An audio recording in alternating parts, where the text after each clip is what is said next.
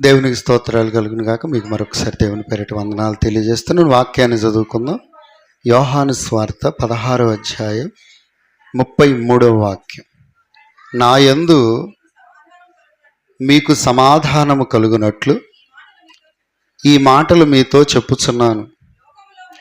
లోకములో మీకు శ్రమ కలుగును, అయినను ధైర్యం తెచ్చుకోండి, నేను లోకమును జయించి ఉన్నాను. హల్లెలూయా. ఇది యేసు ప్రభుకి ఆయన శిష్యులకు మధ్య మేడగదిలో జరుగుతున్న సంభాషణ. అర్థమవుతుందా? ప్రభు రాత్రి భోజనం, ఆ రాత్రి మేడగదిలో యేసయ్య ఆయన శిష్యులు చాలా సంభాషణ జరిగింది. ఆ సంభాషణలో చెప్తున్నాడు, నేను మీకు ముందుగానే కొన్ని సంగతులు చెప్తున్నాను. ఎందుకని చెప్తున్నానంటే, మీరు రాబోయే రోజుల్లో చాలా శ్రమలు ఎదుర్కోవాల్సి వస్తుంది. నేను ముందే చెప్తున్నా. కాబట్టి మీ హృదయాల్లో సమాధానం ఉండనివ్వండి అని అంటాడు. అయినను ధైర్యం తెచ్చుకోండి. మీకు శ్రమ కలగబోతుంది లోకంలో, అయినా సరే మీరు ఏం చేయాలి? ధైర్యం తెచ్చుకోండి. ఎందుకని? నేను లోకమును జయించి ఉన్నాను. హల్లెలూయా. యేసుక్రీస్తు ప్రభు తన జీవితంలోని కొన్ని సంగతులను ఎంత నిక్కచ్చిగా చెప్పాడంటే అంత నిక్కచ్చిగా చెప్పాడు. ఆయన ఇక్కడ చెప్తుంది ఏంటంటే, మీరు ధైర్యం తెచ్చుకోండి. ఎందుకని? నేను లోకమును జయించి ఉన్నాను. నీవు నేను ఆరాధించే యేసు ప్రభు ఎంత ఉన్నతమైన వాడంటే, లోకమునే జయించిన దేవుడు ఆయన. హల్లెలూయా. ఇంతవరకు ఈ స్టేట్మెంట్ ఇచ్చిన వాళ్ళు లేరు ప్రపంచంలో. యేసయ్య లోకాన్నే జయించాడంట. ఈరోజు మనం లోకంలో ఉన్న విజయాలను పొంది సంతోషపడతా ఉంటాం. పిల్లలు పాస్ అయినప్పుడు, లేకపోతే వాళ్ళకు ఉద్యోగాలు వచ్చినప్పుడు విజయాలేగా అవి కూడా, కాదనంటలేదుగా, అవునా?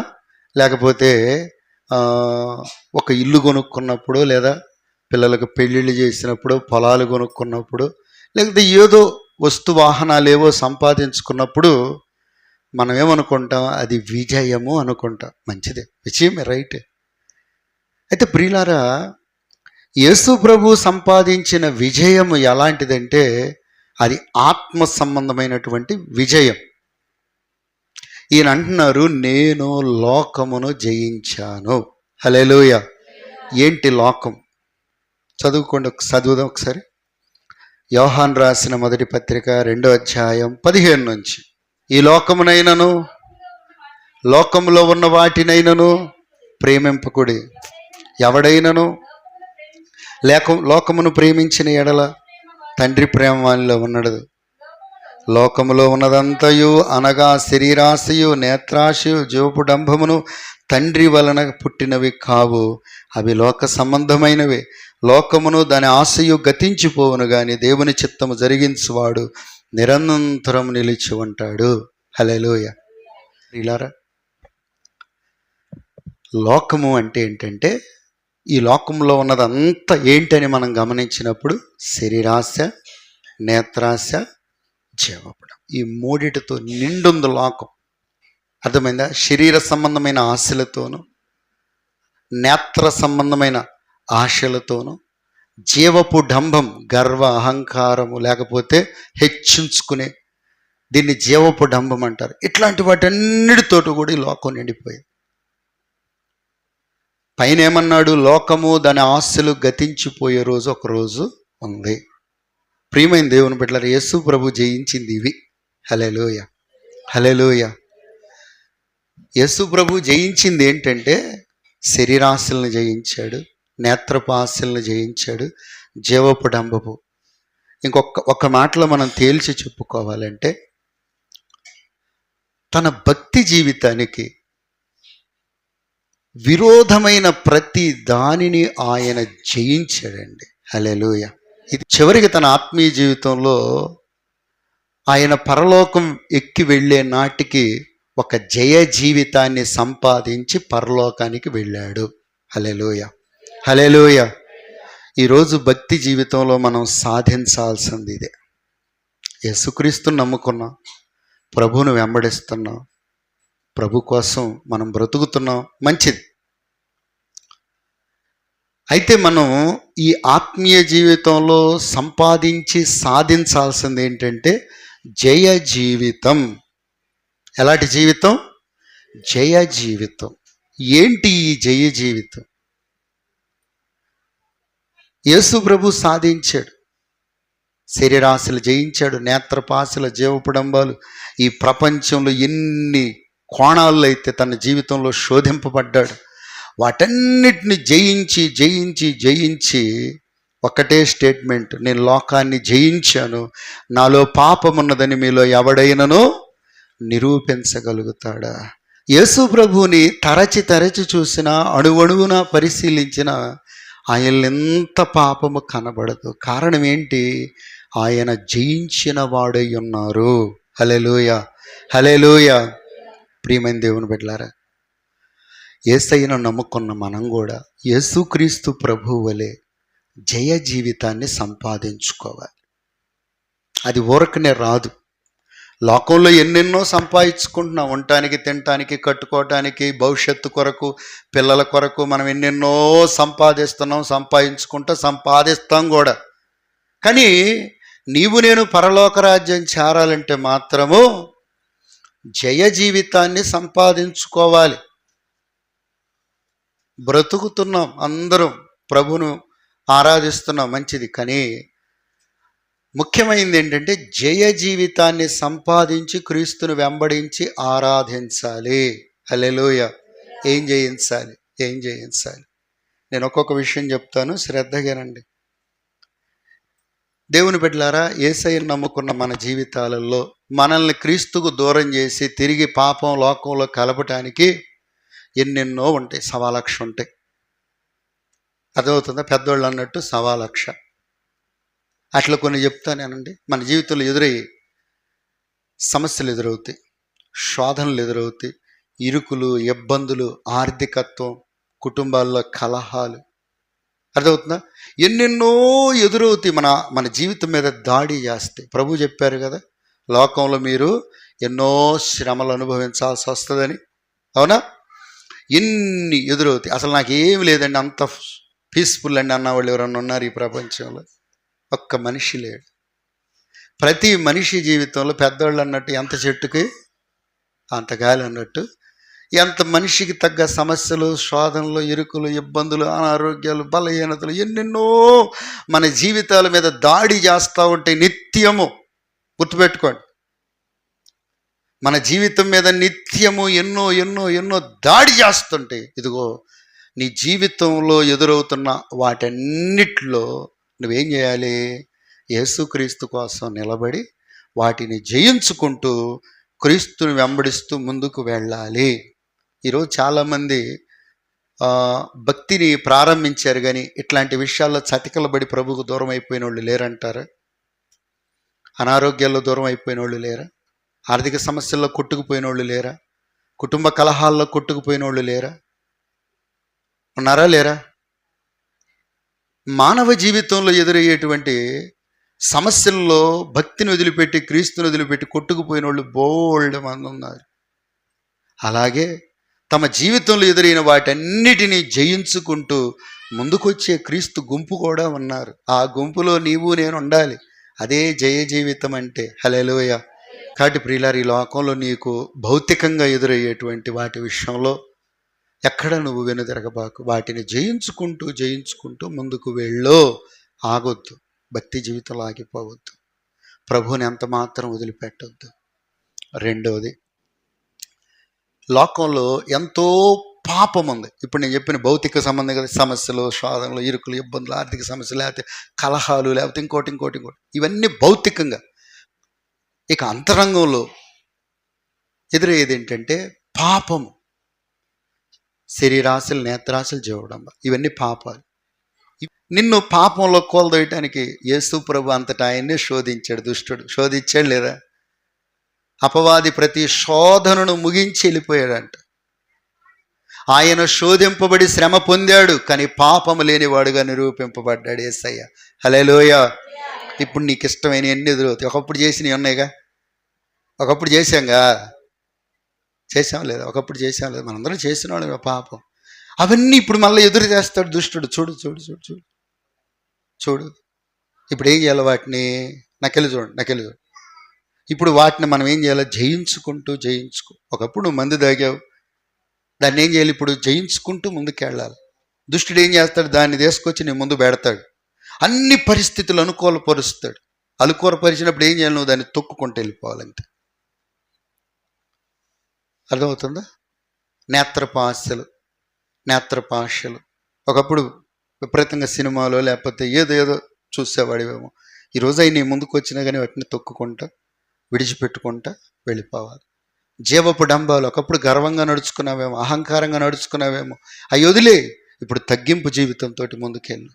ప్రియమైన దేవుని బిడ్డలారా, రెండో పాయింట్ ఏంటంటే, రెండవది పాప సంబంధమైన ఎదురవుతాయి. పాప సంబంధం. ఈ ప్రపంచంలో పాపాన్ని సంపూర్ణంగా జయించిన ఏకైక వ్యక్తి యేసు ప్రభువే. హల్లెలూయా. ఆయన జీవితంలో మీరు ఒక్కసారి తొంగి చూడండి, ఎక్కడైనంత పాపం కనపడిద్దాం? కనపడుతుందా? భక్తి చేయటం ఒక ఎత్తు అయితే, జయ జీవితాన్ని సంపాదించడం మరొక ఎత్తు. హల్లెలూయా. యేసుక్రీస్తు దగ్గర ఎన్నో సంపాదించుకుంటున్నావు, ఎన్నో పొందుకుంటున్నావు, జయ జీవితాన్ని సంపాదించుకుంటున్నావు. పాపంలోనే మనం బ్రతుకుతూ పాపంలోనే భక్తి చేయటం అనేది రేపు మనల్ని పరలోక రాజ్యానికి తీసుకెళ్ళదు. అర్థమవుతుందా? కాబట్టి రెండో పాయింట్ చెప్పా. ఒకటి, భౌతిక సంబంధంగా ఎదురయ్యే సమస్యలు, శోధనలు, ఇవన్నీ. రెండోది, ఆత్మకు ఎదురయ్యేటువంటి పాప సంబంధమైన శోధనలు. ఇక మూడోది మనం చూసినప్పుడు సాతాను. వాడు ఊరుకాడు. కొన్నిసార్లు ఏం చేస్తాడంటే, సాతాను నేరుగా మన మీద అటాక్ చేస్తాడు. యోబు మీద ఎలాగైతే నేరుగా అటాక్ చేశాడు లేదా? అవునా? చాలా సందర్భాల్లో యేసు ప్రభు మీద నేరుగా అటాక్ చేశాడు లేదా? బైబిల్లో చాలా మంది మీద సాతాను నేరుగా అటాక్ చేశాడు. కొన్నిసార్లు దుష్టుడు నేరుగా మన మీద అటాక్ చేయొచ్చు. అమ్మా వినండి, దుష్టుడు నేరుగా అటాక్ చేయొచ్చు. అంటే అటాక్ అంటే కనపడేని కాదు, ఎలాంటి సమస్యలు అయితే సృష్టించగలడు అన్నీ చేస్తూ ఉంటాడు. అయినా ఇన్నిటి మధ్యలో కూడా మనం ముందుకు వెళ్ళిపోతాం. వాటన్నిటిని జయించుకుంటూ ఎక్కడ ఓడిపోకుండా కుంగిపోకుండా మనం ముందుకెళ్ళేదే జయ జీవితం. హల్లెలూయ, హల్లెలూయ. ఆ తరువాత వచ్చేసరికి లోకపు ఆకర్షణలు ఉంటాయి. లోకంలో మనిషిని ఆకర్షించడానికి బోలెడు ఉన్నాయి. అర్థమవుతుందా? ఈ లోకంలో మానవుణ్ణి ఆకర్షించి పతనం చేయటానికి ఎన్నున్నాయి? బోలెడు. ఆ లోకపు ఆకర్షణలకు నీవు లొంగిపోకూడదు. చూడండి, మీరు ఎక్కడి నుంచి వెళ్ళేటప్పటికి మిమ్మల్ని ఎన్ని ఆకర్షిస్తుంటే కదా, మంచి మంచి బట్టలైనో లేకపోతే మంచి వాహనాలు, వస్తువులు, లేకపోతే ఇంకోటి. గమనించండి, ఈ లోకంలో ఎన్నో ఆకర్షణలు ఉన్నాయి. ఈ ఆకర్షణలు సైతం మనం జయించుకుంటూ వెళ్ళిపోవాలి. చాలామంది ఆకర్షణల మాయలో పడి నష్టపోయారు. బైబిల్లో యాకోబు యొక్క కుమార్తె ఉంది. ఆమె పేరు ఏం పేరు? దీన. ఆ దేశపు కుమార్తెలు అందంగా ఉన్నారని చూడటానికి వెళ్ళింది. పెద్ద ఏం చేయాలి ఆ అమ్మాయి. అక్కడ ఉంది కదా, యాకోబు గుడారం వేసుకొని షెకెం ముందున్నాడు. ఆ అమ్మాయి చూస్తుంది, షెకెంలో ఆడపిల్లలు మంచి మంచి వస్త్రాలు. వీళ్ళేమో దేవుని బిడ్డలు, వాళ్ళ నానేమో అంత స్టైల్గా కొనిపెట్టాడు, ఏదో సాధారణ వస్త్రాలు కొనిపెడతాడు. ఈ అమ్మాయి చూస్తుంటేనేమో అన్నీ సూపర్గా ఉన్నాయి. ఆడజినిగి ఏడజినిగి, ఆడబడితే ఆడజినిగి అమ్మ ఉంది. ఆ డ్రెస్సులు కావాలని చెప్పేసి ఈ పిల్లకి, అంటే మగపిల్లలైనా ఆడపిల్లలైనా, మన దేవుని బిడ్డల గురించి చెప్తున్నాను, ఆకర్షించేసరికి ఏం చేసిందంటే, ఒకరోజు వాళ్ళ అమ్మ నాన్నకి వాళ్ళ అన్నదమ్ములకి ఎవరికి చెప్పుకోకుండా జస్ట్ అట్లా పోయి చూసొద్దాం అని చెప్పేసి ఆ బిడ్డ ఏం చేసిందంటే వెళ్ళిపోయి. చూసారా, మనిషిని ఆకర్షణలు ఏం చేసినాయి? ఆ అమ్మాయి జీవితాన్ని తీసుకెళ్ళిపోతే వాళ్ళందరూ చూస్తూ ఉంది. అబ్బా, ఏంద్ర ఇంత చిత్రంగా ఉంది, మా నాన్న ఇప్పుడు ఎడారుల్లో తిప్పాడు, కొండల్లో లోయల్లో తిప్పాడు, అసలు మా నాన్న మంచివాడే కాదు, దేవునికి స్తోత్రం, హల్లెలూయా కదా, మా అమ్మ మంచిదే కాదు అంతేనంటారా? పిల్లలు అనేది అంతే, మరి ఏం చేస్తా. మా నాన్న మంచివాడు కాదు, మా అమ్మ మంచిది కాదు. పాపం చూస్తూ ఉంది పిల్ల. చూసేటప్పటికి ఏం జరిగింది, అక్కడ షెకెము యొక్క కుమారుడు ఒకడు ఉన్నాడు. ఆడు పట్టేసుకుని అమ్మాయి జీవితాన్ని పతనం చేసాడు. ప్రియులు, ఇక్కడ చెప్పాల్సి వచ్చిన మాట ఏంటంటే లోకపు ఆకర్షణలు. చూసారా, మానవ జీవితాన్ని ఎంత దెబ్బతీస్తే మాయా, జాగ్రత్త. విగ్రహ సంబంధమైన ప్రభావాలు కూడా మన మీద చాలా ప్రభావితం చూపిస్తాయి. చెప్పే మాట, విగ్రహ సంబంధమైన ప్రభావాలను, లేకపోతే కులమనో మతమనో పెద్దలనో వీళ్ళందరూ కూడా మన భక్తి జీవితంలో వెనక్కి లాగాలని ప్రయత్నం చేస్తారు. ఏదైనా తిరణాలు జరుగుతుంటుంటే, లేకపోతే సంబరాలు జరుగుతుంటే అప్పుడు దేవుని బిడ్డలకి ఏమైద్ది, మనం మనుషులం కదా, లాగుతుందా లేదా మనసు? అబద్ధం అడగడు చెప్పండి. ఆంజనేయులు గారు, మీ ఊరు పక్కన తిరణాలు జరిగింది, మీకు లాగిద్దా లేదా మనసు? మీరెవరు? యేసు ప్రభు బిడ్డ. మీరు పవలాగాల, కళ్ళు మూసుకొని ఇంట్లో ప్రార్థన చేసుకోవాలా. హల్లెలూయా. అంతేనా కదా? విగ్రహ ప్రభావాలు కూడా మనుషుల్ని లాగుతే, నా మాట అవునా కదా కోటి? నిజమా కాదా? ఏదన్నా కొలుపులు జరుగుతుంటే అప్పుడు దేవుని బిడ్డలంగా మనం ఏం చేయాలి? చాలినాక చెప్పాలి. కొలుపులు జరుగుతుంటే తప్పు కనుక బాకండి. అంటే మానవ జీవితంలో ఇవన్నీ జయించాలి. ఇదే జయ జీవితం అంటే ఏందనుకుంటున్నారు? జయ జీవితం అంటే ఎన్నో పోగొట్టుకోవాల్సి వస్తుంది, ఎన్నిటినో కోల్పోవాల్సి వస్తుంది. నానుకున్న వాళ్ళని సైతం పోగొట్టుకోవాల్సి వచ్చింది పరలోకం సంపాదించుకోవాలంటే. విగ్రహ ప్రభావ మాయలు కూడా ఈరోజు మనిషి జీవితాన్ని, క్రైస్తవుడి జీవితాన్ని చాలా ప్రభావితం చేస్తున్నాయి. నేను గమనిస్తున్న సమాజాన్ని. అబద్ధం కాదు, ఒప్పుకోవాల్సిన విషయం. తిరణాలకు పోయేవాళ్ళు లేరా క్రైస్తవ బిడ్డలు? పోయి ఉన్నారు లేరా? విగ్రహాలకు అడిగిపోయేవాళ్ళు లేరా? సంబరాలకు అడిగిపోయేవాళ్ళు లేరా? లేకపోతే ఇంకొకటి మనం ఎవరు? క్రైస్తవ బిడ్డలు. ఇదేనా జయ జీవితం అంటే? జయ జీవితం కావాలి. నన్ను లోకమును జయించాను. యేసయ్య ఏమన్నాడు?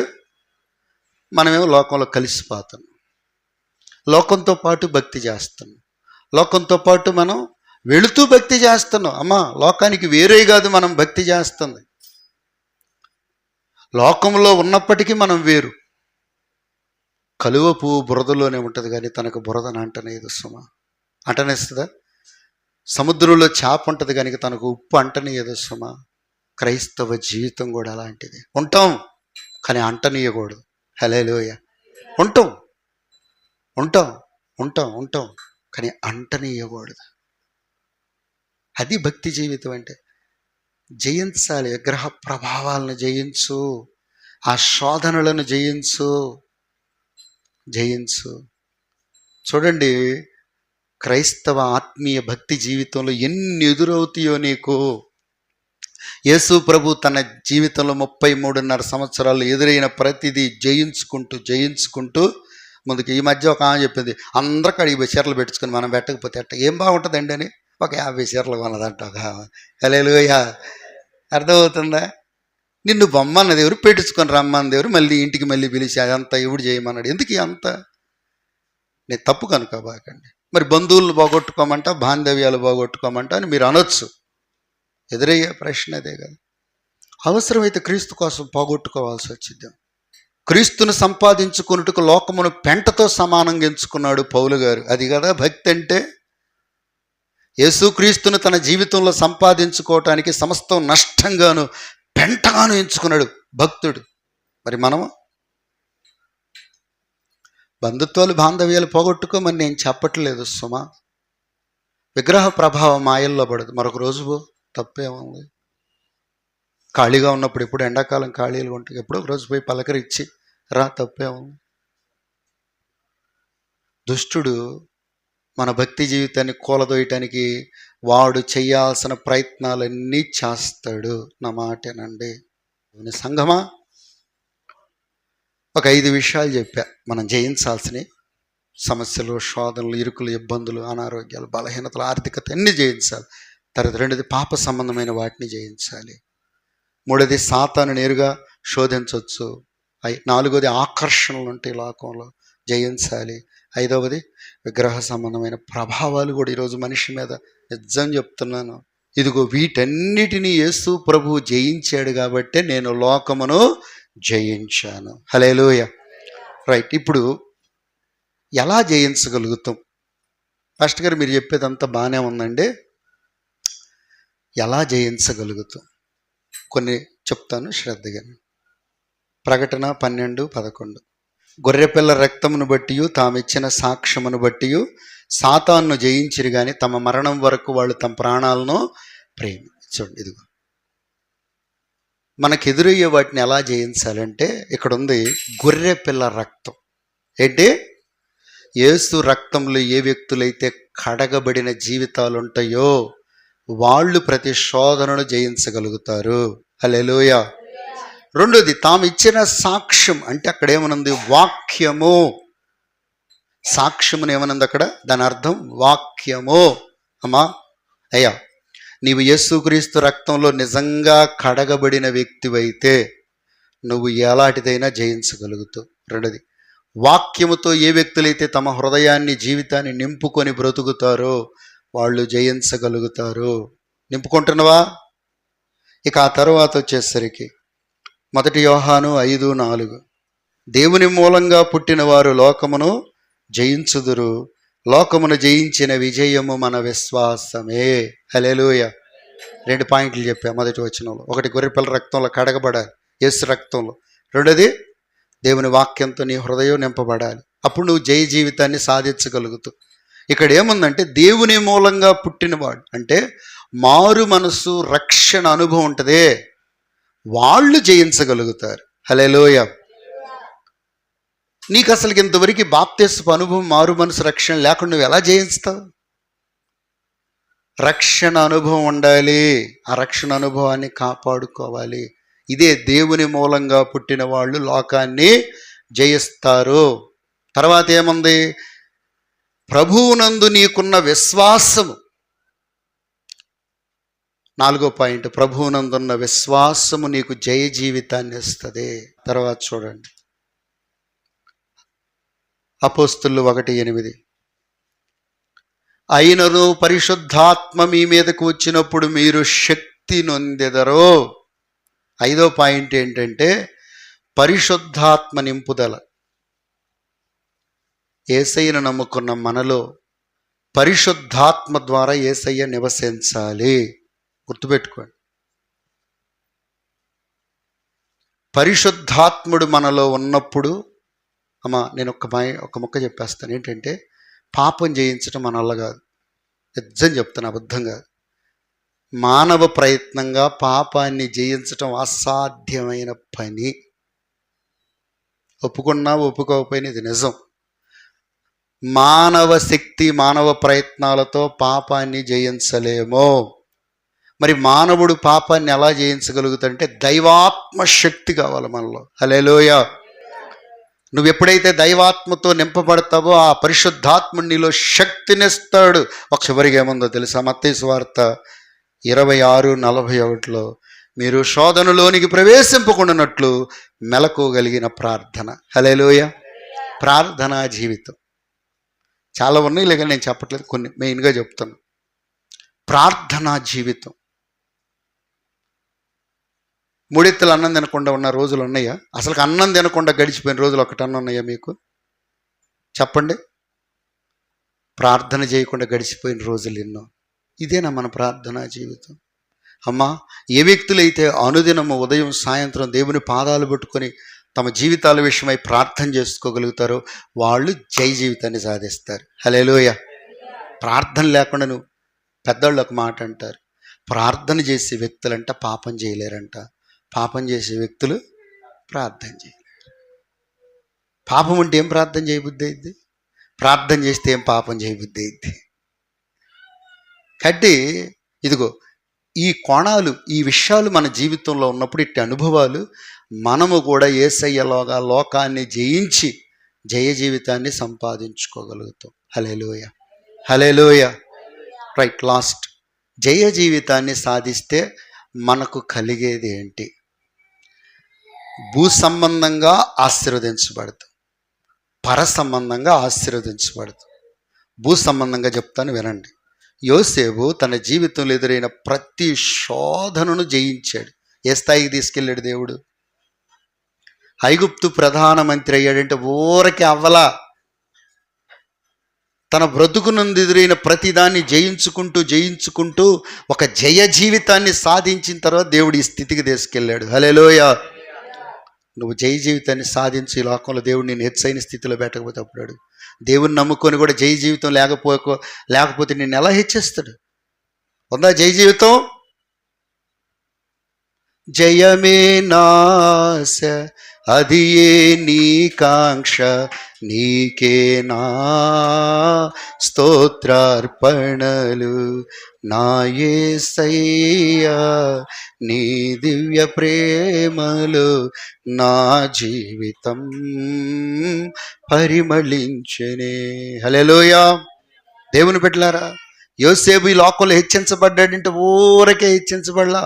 దేవుడు పరిశీలించాడు, పరిశోధించాడు, పరీక్షించాడు, జయ జీవితాన్ని సాధించాడు. కాబట్టి ఒక బానిసను తీసుకెళ్లి గవర్నర్ స్థాయిలో కూర్చోబెట్టాడు. హల్లెలూయా. దానియేలు బబులోను దేశంలో అపవిత్రమైన భోజనం నేను తిని నా జీవితాన్ని మలినం చేసుకుని, విగ్రహ సంబంధమైన నేను ముట్టను, మలినం చేసుకోకుండా తన బ్రతుకును పవిత్రంగా కాపాడుకున్నాడు. ఎంత స్థాయికి వెళ్ళాడు తెలుసా? రాజు తర్వాత అతనే అధికారుల్లో ప్రధానమైన వాడిగా నియమించాడంట. కోరేషు పరిపాలన వరకు వర్ధిల్లుతూ వచ్చాడు. చూడండి, ఈ లోకంలో జయ జీవితాన్ని సాధించిన భక్తుల్ని దేవుడు ఎంత స్థితిలో పెట్టాడు. అడక్క తిన్నీలా. ఈరోజు ఎందుకు భక్తులు అడక్క తింటున్నారంటే తప్పు కనుకోబాకండి. జయ జీవితం ఏది? నిన్ను పరీక్షించడానికి కొంతకాలం నిన్ను సమస్యల మధ్యలో పెట్టొచ్చు, కానీ నీవు జయ జీవితాన్ని గనక క్రీస్తులో సాధిస్తే నిన్ను ఉన్నత మెట్లు పెట్టేస్తాడు. ఆలోచన చేయి. ఈరోజు నేను సాధించాల్సింది క్రీస్తులో జయ జీవితాన్ని సాధించుకున్నాం. ఎదురవుతున్న ప్రతిదీ జయిద్దాం. మలినం చేసుకోవద్దు మన జీవితాలు. దాయబడదాం, కాపాడబడదాం, భద్రపరచబడదాం. కాబట్టి లోకంలో ఉన్నత స్థితికి తీసుకెళ్తాడు. రెండోది, పరలోకంలో కూడా మనం ప్రకటన గ్రంథం 2-3 అధ్యాయాలు చదివితే ఏముందంటే, ఇదిగో జయించు వానికి నేను పరదైసులో ఉన్న జీవవృక్ష ఫలాలను భుజింపనిస్తాను. ఎవరిళ్ళు? జయించిన వాళ్ళు. పరలోకం వెళ్ళేది ఊరక ఆషామాషికి భక్తి చేసిన వాళ్ళు కాదు. ఏదో ఆదివారం ప్రార్థనకు పోయి వచ్చి మిగతా రోజులు మన ఇష్టం వచ్చినట్టు బతికితే పరలోకం బావు. పరలోకం అంటే ఏంది? ఇంట్లో పోయినట్ట, లేకపోతే బజారుకు పోయి వచ్చినట్ట. పరలోకం అంటే అంత ఆషామాషికి అయిపోయింది వాళ్ళ భక్తి. పరలోకం అంటే ఒక శ్రేష్టమైన జీవితం. యేసుక్రీస్తుతో జీవించాలంటే ఆయనతో సమాన స్థాయి బ్రతుకుని మనం సాధించుకోవాలా లేదా? జయించండి, మీకు పరదైసులో ఉన్న జీవవృక్ష ఫలాలు భుజింపనిస్తా. జయించండి, మీకు క్రొత్త పేరు పెడతా. జయించండి, నా సింహాసనం మీద కూర్చోబెడతా. జయించండి, నేను అధికారం ఇస్తాను. జయించండి, మీకు తెల్లని వస్త్రాలు ఇస్తా. జయించండి, నా మందిరంలో ఒక స్తంభంగా నిలబెడతా. పరలోకంలో ఎన్ని ఆశీర్వాదాలు ఉన్నాయో తెలుసా? భూమి మీద ఉన్నది జయ జీవితాన్ని సాధించిన వాళ్ళకి, పరలోకంలో కూడా ఆశీర్వాదాలు. కనుక ప్రియమైన దేవుని బిడ్డలారా, ఈరోజు మనం నేర్చుకున్న అంశం ఏంటంటే, యేసుక్రీస్తు అంటున్నారు, నేను లోకమును జయించాను. అంటే మానవుడిగానే వచ్చాడు, కానీ పరలోకం వెళ్ళేటప్పటికి ఒక జయ జీవితాన్ని సాధించుకొని వెళ్ళాడు. రైట్, నువ్వు వచ్చావు. ఒకప్పుడు లోకం పాపంలో బ్రతికినవాడు, ప్రభువుని నమ్ముకుని రక్షణ పొంది ఈరోజు ప్రభువుని వెంబడిస్తున్నావు. ఈ వెంబడించే క్రమంలో జయ జీవితాన్ని సాధించు.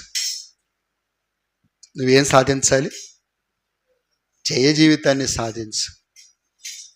అప్పుడు నీకు ఈ లోకంలో పరలోకంలో 2 కోణాల్లో నిన్ను దేవుడు హెచ్చింపుగా దీవించి ఆశీర్వదిస్తాడు. అలాగే ఇందాక ఆ మాట కూడా చెప్పా, మనం ఎలాగునే ఈ జయ జీవితాన్ని సాధించగలమంటే ఒక 6 మాటలు చెప్పా.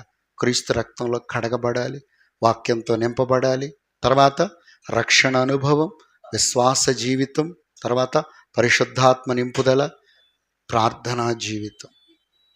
ఇవన్నీ మనం కలిగి ఒక జయ జీవితాన్ని సాధించుకుంటూ ముందుకెళ్దాం. ఒక మాట చెప్తాను ఏంటంటే, లాస్ట్ ఏది కూడా మనం ఒకసారి సాధించలేం.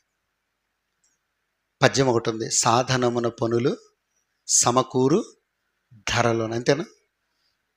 నువ్వు సాధన ప్రారంభించు, నేను దేవుడు దినదినము ముందుకు తీసుకెళ్ళి ఒక గొప్ప ఆత్మీయ జీవితాన్ని నీకు ఇస్తాడు. నీకు ఒక జయ జీవితాన్ని ఇచ్చి నేను నిలబెడతాడు. సాధించుకున్నాం. లోకమందు పరలోకమందు ఆశీర్వదించబడి ప్రభువుకు మహిమకరంగా బ్రతుకుదాం. దేవుడి మాటలు ఫలింపజేయునుగాక. ఆమేన్. లేచి నిలబడదాం, ప్రార్థన చేసుకుందాం.